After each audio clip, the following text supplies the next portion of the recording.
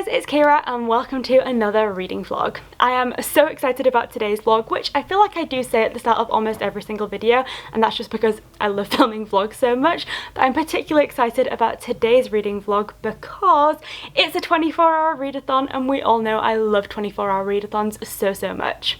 They're just so much fun and also such a great challenge, and I feel like I definitely need one at this moment in time because my reading pace lately has been a little bit slower than I would like, so I feel like a 24-hour readathon is the perfect way to boost up my October monthly reading total. And also I'm really hoping to meet my Goodreads reading goal very soon. I think I'm less than 10 books away now, so shouldn't take me too long to get there, but I really want to push it this year and see how far past that goal I can get. So a few 24-hour readathons can't hurt.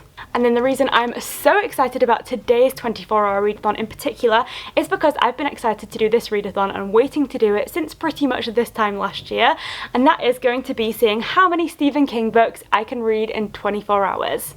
I did this challenge last October as well, and it is just the perfect Halloweeny 24-hour readathon because Stephen King is of course renowned for writing horror, and obviously it's Halloween, so perfect for this time of year. And I did this one and managed to read 3 and a bit Stephen King books last year, and basically enjoyed it so much that pretty much as soon as I finished filming and editing that vlog, I knew that I wanted to make it an annual thing because it was just so much fun. And let's be honest, Stephen King has so many books that I'm hardly going to run out of his books anytime soon, so I might as well make an annual thing of it. And because I enjoyed filming last year's vlog so much, I also noticed that quite a few of you enjoyed it as well, which is always nice to see. And so this year I actually decided to make this like an official thing, and so I announced it in a couple of vlogs a couple of weeks ago that I was going to be doing this Stephen King readathon, and so I'm hoping that some of you are going to be joining me as well, which I think is going to make it even more fun. So today is Friday the 23rd of October, so we're pretty much a week away from Halloween, and I'm really wanting to delve into all things spooky. It's currently about, oh, it's just exactly gone 8:30 in the evening. So I'm almost ready to start reading, and I cannot wait to delve into some spooky books. So I'm going to be starting my reading at 8:45 and then going until 8:45 p.m. on Saturday the 24th and seeing how far I can get through some Stephen King books in the next 24 hours. As you've seen, I have a selection of 4 books there because last year I managed to read 3 and a bit, so I thought 4 would be a good range to have, and they're quite varying. I have Dr. Sleep, which is considered to be like a sequel to The Shining, which is one of my favourite Stephen King, so I thought this one would be a good one to try. I also have Stephen King's Bazaar of Bad Dreams, which is a short story collection which I thought could be good if I'm feeling tired and just want to like get through some stuff really quickly, and I also love this cover. I then have The Green Mile, which I think is going to be a really good one. It's such an incredible film, so I'm sure the book is going to be just as wonderful. And then I actually have one of his books that I know very little about, and that is If It Bleeds, which was, I believe, a 2020 release. This one came out, yeah, in 2020, so this is a very new one. And if you've read The Outsider, which is one of his other new books, it has some of the same characters as that, and I really liked The Outsider, so I thought this could be a good one to go into as well because The Outsider was so interesting, and I thought it might be nice to balance some of his more classic books with some of his newer ones. So that's what we're working with, and I honestly do not know which book to start with, but what I do know is that I'm about to go and make myself an epic hot chocolate, and I'm also going to try and do some fun Halloween activities throughout the rest of this 24-hour period. So to start with, I managed to find these Dandy's vegan marshmallows, which are pumpkin flavour, so obviously Halloweeny, and I thought I'd do a little taste test. And when I say I found them, what I mean is Jay found them for me, so thanks Jay, because I'm so excited to try these. If I can open them.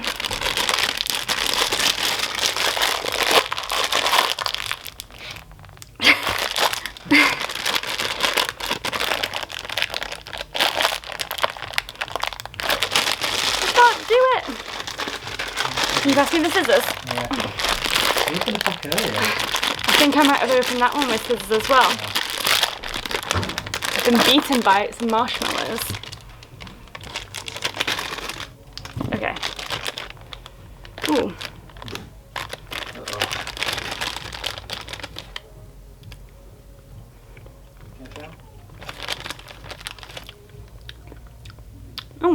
Oh, no, I do like that. hits you with some cinnamon. It's got a weird smell, and then at first it just tastes like a marshmallow, but then you get like a pumpkin spice flavour, which I really like. It's pumpkin-y. I mean, cinnamon. Yeah. Well, I'm gonna go make myself an epic hot chocolate topped with some vegan whipped cream and some pumpkin marshmallows, and then I'm gonna start reading at 1:45, so I will catch up with you and let you know which book I end up picking, because currently I have no idea and I have about 10 minutes left to decide, so let's see what I end up picking, but maybe hot chocolate will give me the brain power I need to decide.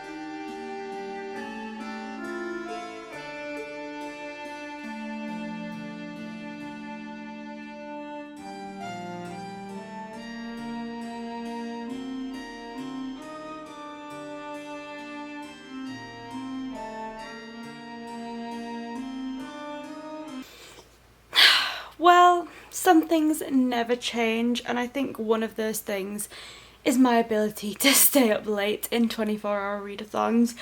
I've done quite a few now, as you'll know, because they're all on this channel, and every single time I try to stay awake, and every single time it gets to about 11 o'clock at night and this happens, or I literally cannot keep my eyes open at all. So it's just before 11, which means that this readathon has been going on for like just over 2 hours, and I've made it to page 101 of Dr. Sleep. And I'm glad to say that I'm really enjoying it. It's such a good book so far. And I was hoping that I was going to enjoy this one because, like I mentioned earlier, it is a sequel to The Shining, which is one of my favourite Stephen Kings. If you've not read or seen The Shining, essentially The Shining is about a family made up of a dad, a mum and their like 5-year-old son Danny, and they go off to be the winter caretakers of this old hotel in Colorado called the Overlook. And when they get there and they're kind of, I guess, stranded because it's winter, there's no one else there, they get snowed in and it's basically just them, it becomes very clear that this hotel is a lot more than meets the eye, and there's a lot of like spooky, paranormal, sinister things happening. And then the reason the book is called The Shining is because Danny, the son of this like family, has something called The Shining, which means that he has the ability to communicate with and like more clearly see these paranormal things at the hotel, and they kind of sense his power, and that is like a big key point of conflict throughout the entirety of the book. So that is The Shining, and then Dr. Sleep is a sequel which kicks off about 3 years after the events of The Shining. So at the very beginning of this book, Danny is 8 years old, and he is basically like at the very beginning of the book still coming to terms with everything that happened, and I'm really glad that it kind of gives you that insight into how the events of The Shining affected him and some of the other people that were in the book, because it was such an intense conclusion to that story that it was really nice to get that like extra bit of info. However, that's only like a very short part of this book. So it starts off when he's 8, but then very quickly it jumps into his adulthood, which again is really interesting because you get an even greater insight into how long lasting the impacts of what happened at the hotel are on Danny's life and how they've kind of shaped everything. And then the kind of main point of this book is that Danny eventually meets a young girl who is meant to also have a really strong shining, which is what Danny was supposed to have when he was younger. And it kind of delves into the fact that the shine is something that you have a lot more strongly when you're younger, and then it kind of like fades a little bit as you get older. But Danny is meant to kind of be like a mentor, so we haven't really gotten to that bit yet, but that's kind of where it's leading. So I'm really enjoying it. I think it's going to be a really good one. I'm hoping I'm really going to like it. However, I'm genuinely struggling to keep my eyes open, and because I'm enjoying this book so much, I don't want to miss any of the details, which I definitely will if I keep reading now. So as much of an old lady as this makes me sound, I'm going to go to sleep now, hopefully setting an early alarm so that I can get a lot of reading done in the morning. And fingers crossed tomorrow morning goes better than this evening has, because so far I'm not off to the best start, but I just fully cannot keep myself awake.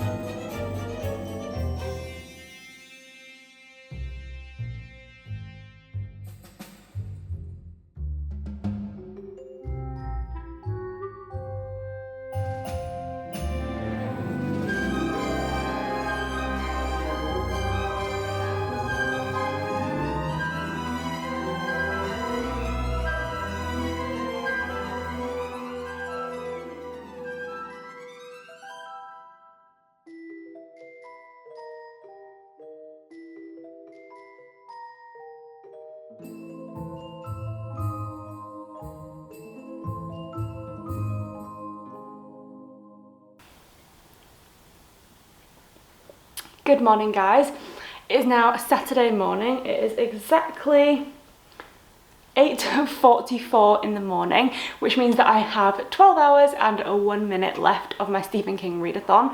And I'm not gonna lie, I really hope that the next 12 hours is a lot more productive than the last 12 hours has been, because let's be honest, it's been a bit of a write-off. I have gotten off to a terrible start, like even worse than I could have ever anticipated, but it's okay. We're just gonna roll with it and hopefully make these next 12 hours really good. The reason that these last 12 hours haven't been quite as good as I expected was because I obviously decided to go to bed at about 11 o'clock and I wanted to wake up at 5 o'clock, and I did wake up at 5 o'clock and then very swiftly went back to sleep again, and then I set another alarm and I just kept going back to sleep. It was like my body just could not wake up, which was obviously not particularly ideal, and that means that I am now on page 180 of Dr. Sleep when I had kind of hoped to be a little bit further on through this book by this point.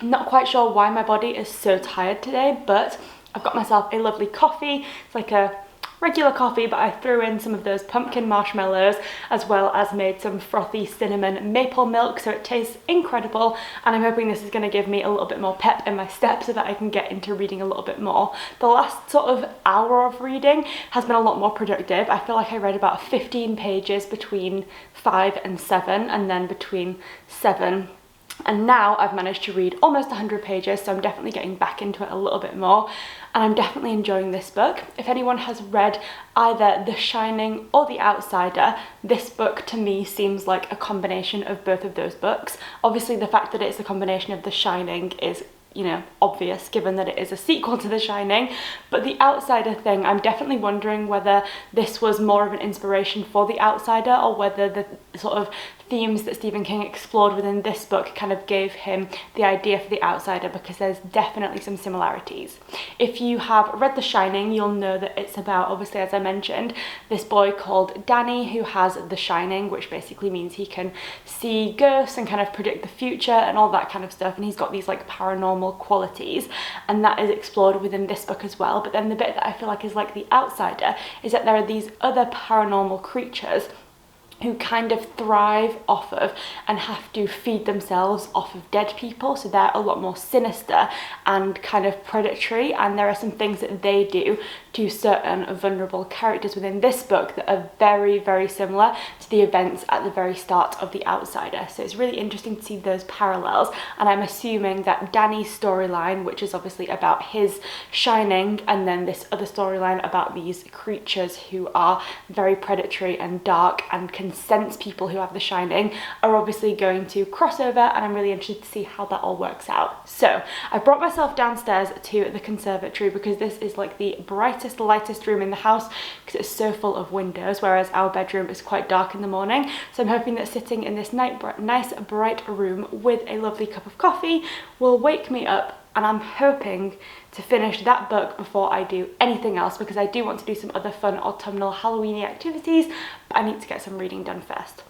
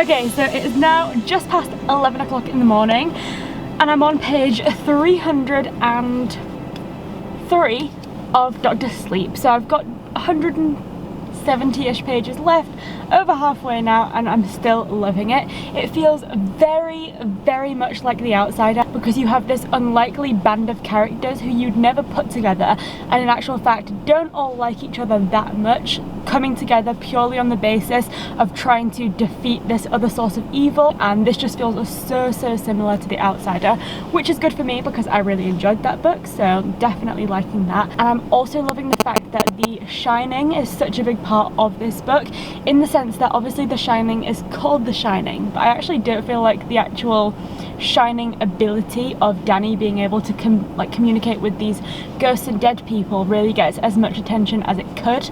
I think that partially comes down to the fact that at the time he's only 5 years old, so he doesn't really understand it himself, and then also partially because the actual main character is his dad, Jack, and so that kind of takes precedence, whereas in this book we have not only Danny but we also have another character who has that shining ability, and I feel like the way that this ability works and all of the intricacies of it and the power just gets so much more attention in this book, and I'm really loving seeing how that kind of like complements The Shining as a story because you just get so much more context, and I'm really enjoying it. So as you can tell, we're in the car right now and we're just about to head out for an autumnal walk. It looks like it has just started raining, so I'm not sure if I'll be able to do any outdoor reading, which was the original plan, but we thought it would be nice to go and do a little autumnal walk and make the most of the weather, and it's meant to absolutely pour it down later this afternoon, so we kind of figured it was a now or never situation. So we're gonna go for a walk, and then when I get back I'll be finishing off Dr. Sleep, and I cannot wait to see what happens.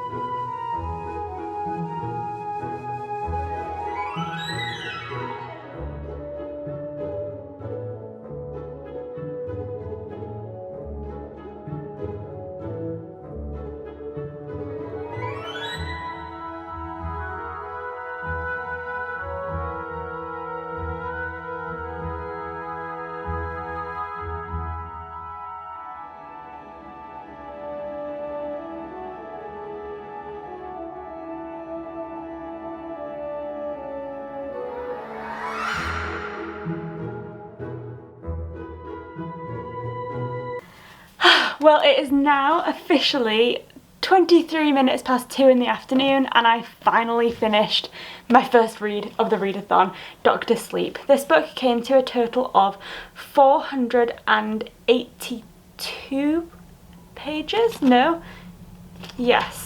482 pages, so a decent sized book and one that I really enjoyed. I obviously hoped that I was going to finish this sooner, but it is what it is, and I'm just really glad that I enjoyed it. As I've already mentioned, I feel like this book was a great combination of some of the best things about The Shining and also some of the best things about The Outsider, and so if you enjoy either or both of those two books, then you'll probably definitely enjoy this one because it really did combine all of those things, and I really like how it kind of took two quite different paranormal ideas and brought them together into one storyline, which just was so interesting. And I also found that the fact that this book was kind of like a trio narrative style, in the sense that you have Danny as our like primary protagonist, who we of course already know from The Shining. We then have Abra, who is like the girl that has the same Shining situation going on that Danny did, and he's kind of like a mentor. And then we also have this group called the True Knot, and they are the ones that have this much more sinister paranormal power to them. And then gradually these separate narratives all kind of intertwine and come together in this very dramatic plot line, and I really feel like the fact that you have so many different things going on and such a wide range of characters makes it a really interesting and quite fast-paced book, because there's just so many things to take in that it never really feels boring. So I really enjoyed this one. I think I'm going to give this one 4 4.5 stars out of 5, and I would say this one is now my third favourite Stephen King. My favourite is, as I think I've mentioned a million times, Misery. My second favourite is The Shining, and then this one. I really do think this was incredible and such a good like addition to The Shining, because it's really nice to kind of follow up with Danny as a character and see how all of those events from his childhood kind of impacted him, and also to get that little bit more insight into the fact that he isn't the only person like him. We of course kind of get that in The Shining, but I feel like only to a certain degree, whereas in this book you kind of really get that insight into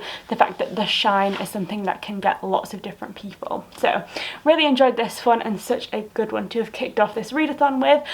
But we must continue because I want to try and finish at least one other full book today, and so I've decided that the next book I'm going to pick up is If It Bleeds, which is the 2020 release of Stephen King. So I'm really excited about this one because I know very little about it other than the fact that it includes a couple of the characters who were involved in the Outsider book, a detective and also like a private detective. So we have like a proper police guy, and then a woman called Holly who is like this private detective that gets involved in the case in the Outsider. So really excited to see what this book's all about. Hopefully I enjoy it and find it quite quick and easy to get through. So I'm going to make a start on this one, probably grab myself a cup of tea, and then once I've gotten through a little bit of this book, I think I'm going to do some spooky Halloween baking.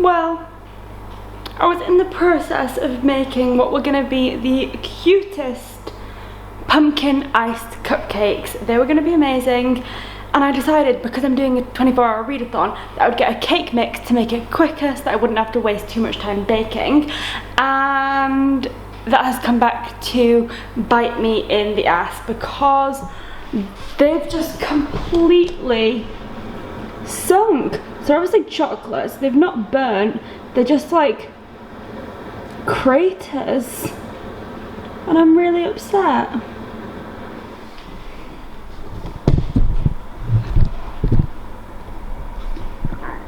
Might as well do a taste test.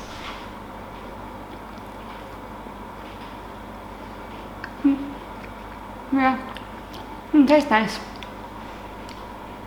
Bit of buttercream. Now I have a huge thing of buttercream and I have no idea what to do.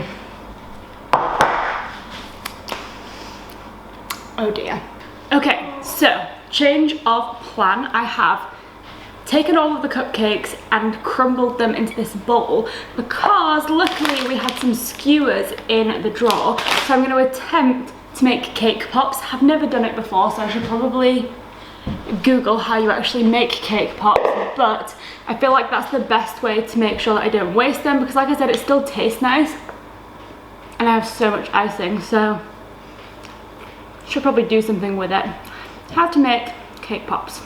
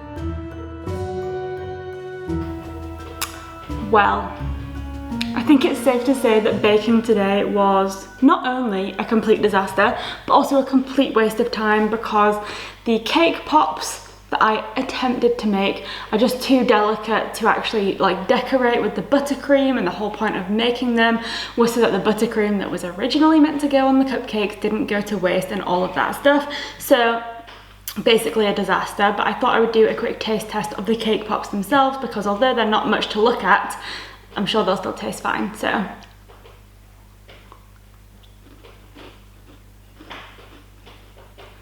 it's quite nice. It tastes kind of like a rocky road type thing, which is always nice. So I guess not a complete failure, but pretty much a complete failure. I don't usually mind, but like it's always typical that when you have a vision for something that you want to bake for a video, it just doesn't go to plan, and that's obviously a bit disappointing because I really had this incredible idea about these pumpkin like cupcakes that I was going to make, and they were going to look so cute, but obviously fate had other things in store for me. So in and amongst all of that baking chaos, I have been reading If It Bleeds, or actually I guess I haven't been reading If It Bleeds because although from the front of this book it looks like you have a novel, when I open the front page it actually turns out that this is a collection of 4 novellas. So we have one called Mr. Harrigan's Phone, the next one is called The Life of Chuck, then we have If It Bleeds, and then the final one is called Rat. So I have completed the first one, Mr. Harrigan's Phone, and I'm partway through now the second one, which is called The Life of Chuck. So I was kind of disappointed at first that it was actually short stories rather than a novel, because I had kind of wanted to delve back into that world of The Outsider and have a full novel set in that world. But nevertheless, I do enjoy Stephen King's novellas. I think they're really good, and it's quite nice to be able to get like a full complete story in only a few pages. So the first one I really enjoyed, Mr. Harrigan's Phone, is basically begins in the early noughties, and it's about this boy called Craig who ends up going and working for a local quite rich man called Mr. Harrigan, and he basically introduces Mr. Harrigan to technology and gets him an iPhone, and then that iPhone and the development of technology ends up being really pivotal to the story. I feel like the one thing with novellas as opposed to actual novels is that there's always so much less that you can say about them because they're so short that pretty much anything you say does give stuff away. But it was a really interesting insight into technology, how it develops, and how quickly people have become reliant on constantly having access to technology through the medium of their phone. And then I am about 2/3 of the way into the second story, which is The Life of Chuck. And this one is well, I'll read what it's described as in the front cover. It says, "The Life of Chuck is a 3-act life story presented in reverse order like a film running backwards. From the father and retiring accountant whose face lights up a billboard as the city lies dying, through the businessman who dances to the drums of a busker in Boston, and back to the young orphan whose grandma warned him not to go into the cupola of their Victorian house." So you start in an apocalyptic modern day world following this guy called Chuck, and then it moves backwards through his life. So it's quite interesting, although I do think that the first act, which is the apocalyptic one, is the most interesting part. So it's kind of anticlimactic that you kind of follow the story and it gets progressively less interesting. Just my opinion, but that's how I'm feeling about it so far. So I'm going to try and finish The Life of Chuck, and then of course get on with the other 2 stories. Jay has just gone to pick up some pizza for us because given how well my baking's gone, I just didn't want to spend any more time in the kitchen making food, so instead we've gone for a nice and easy takeaway dinner, which also means I have more time to try and focus on reading, because it is now, what time are we on? Almost 6 o'clock, so I have just under 3 hours left to go, and I have a lot of reading left to do, so wish me luck.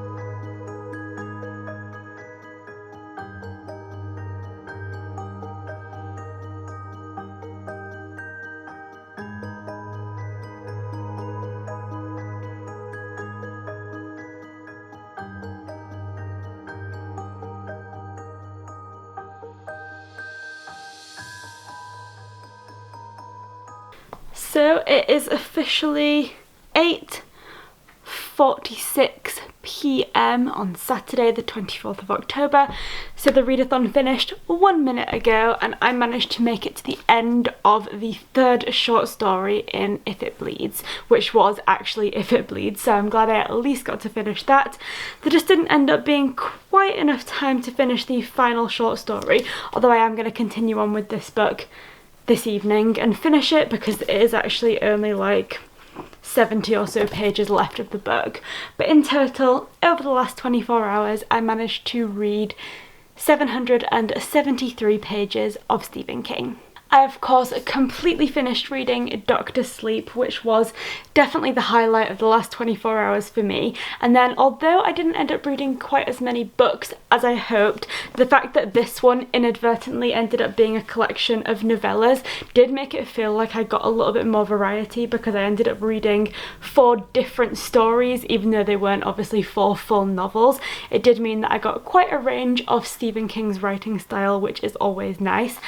But I do have to say that Dr. Sleep was by far the best thing that I read today. It was just so good, and I was actually a little bit apprehensive going into Dr. Sleep because I don't know if I'd come across some reviews or just heard people talking about this one not being as good as The Shining, and I have to say this was definitely on that level for me. I really enjoyed it, and I just thought it was such an interesting story and definitely the kind of thing that I was wanting to get into today.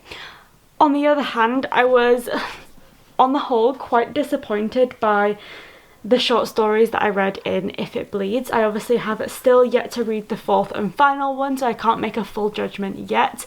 But of the 3 short stories, I'd say the only one that I really enjoyed and properly connected with was actually the very first one, which was Mr. Harrigan's Phone. That was one of those Stephen King books, or stories rather, that isn't really particularly paranormal and is actually quite mundane. I'd say this one was kind of more akin to The Body, if any of you have read that, which is another short story of his that I really enjoyed. And it's not something where there's any major drama or anything really exciting happening, but it was just really easy to connect with the characters in that short story. Whereas in the second one, which was something about Chuck, it was The Life of Chuck, didn't really care about Chuck as a character, and I found it a little bit harder to connect with.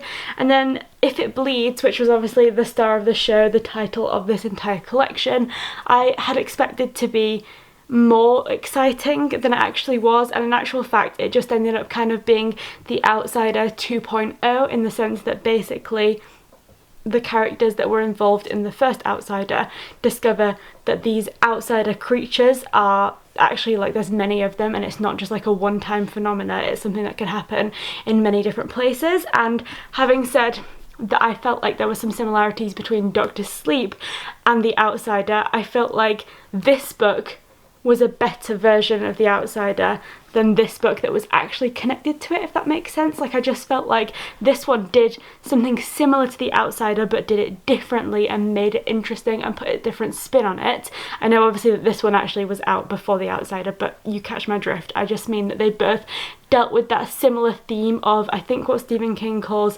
psychic vampires, but did it differently and created that like excitement and tension because you didn't know quite how each of those 2 books was going to take this same subject matter and what direction it was going to go in. So it really kept you on your toes and felt scary. Whereas in this one, it just kind of, like, I guess because it was a shorter story, just felt like you kind of just got like a hint of something exciting, but then there wasn't really a great deal of tension. It wasn't terrifying. They didn't feel like there was particularly high stakes, whereas The Outsider felt like a super high stakes novel, and so this just felt a little bit underwhelming by comparison. So between 2 very different vibes from the books that I picked up, and also a few other fails along the way, today has been quite the experience. I had hoped to read more than I did, but these things happen, and I still had a really fun time. I just do not know where the last 24 hours went because it just went so quickly. Obviously didn't quite manage to get that Halloween baking done, but I still had a pretty fun time, and it is kind of irritating that if I hadn't done that baking, I probably would have finished this second book, but oh well. it's all good.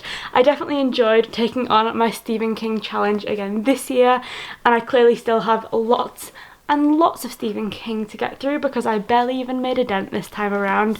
But I do have to say, Dr. Sleep has made this 24-hour readathon all worthwhile because I loved it so much, and I'm now very excited to watch the movie adaptation that came out last year, I believe, with Ewan McGregor playing Danny Torrance, because I love Ewan McGregor, so that is going to be incredible, I'm sure.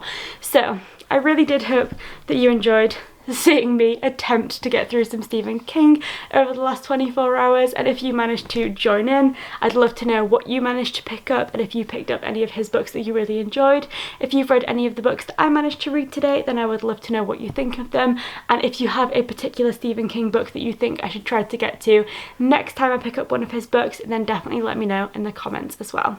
Thank you so much for watching, and I'll see you next time.